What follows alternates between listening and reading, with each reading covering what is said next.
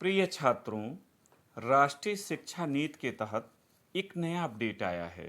अब कक्षा 3, 5 और 8 की भी बोर्ड जैसी परीक्षाएं आयोजित की जाएंगी। समाचार के अनुसार तीसरी, 5वीं और 8वीं की हो सकती है बोर्ड जैसी परीक्षा। स्कूली शिक्षा की गुणवत्ता को मजबूती देने और छात्रों की प्रतिभा को प्रत्येक स्तर पर आंकने के लिए केंद्र सरकार जल्द ही कुछ और बड़े कदम उठा सकती है। इसके तहत तीसरी, 5वीं व 8वीं कक्षा की परीक्षाएं भी 10वीं और 12वीं की बोर्ड परीक्षाओं जैसी आयोजित की जा सकती हैं। इनका आयोजन क्षेत्रीय स्तर पर किसी उपयुक्त प्राधिकरण की देखरेख में होगा। केंद्र राज्यों के साथ व्यापक चर्चा शुरू कर चुका है। कई राज्यों में पहले भी 5वीं व 8वीं के स्तर पर ऐसी परीक्षाएं आयोजित होती थीं। वर्ष 2009 में शिक्षा का अधिकार आरटीई कानून आने के बाद यह व्यवस्था बंद हो गई, क्योंकि इस कानून के तहत 8वीं तक किसी छात्र को फेल नहीं किया जा सकता था।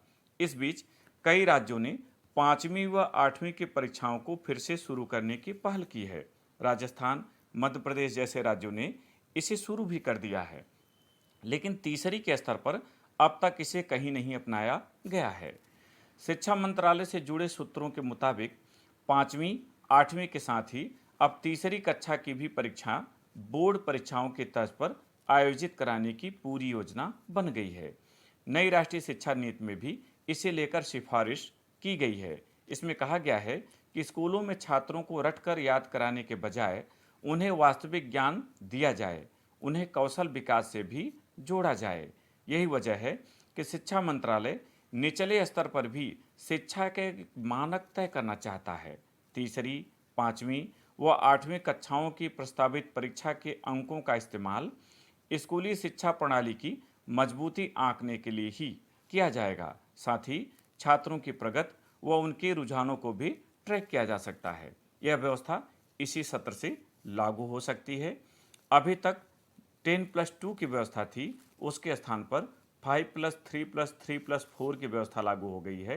अर्थात पहले प्ले स्कूल को स्कूली शिक्षा में शामिल नहीं किया गया था, अब प्ले स्कूल भी स्कूली शिक्षा का हिस्सा होगा।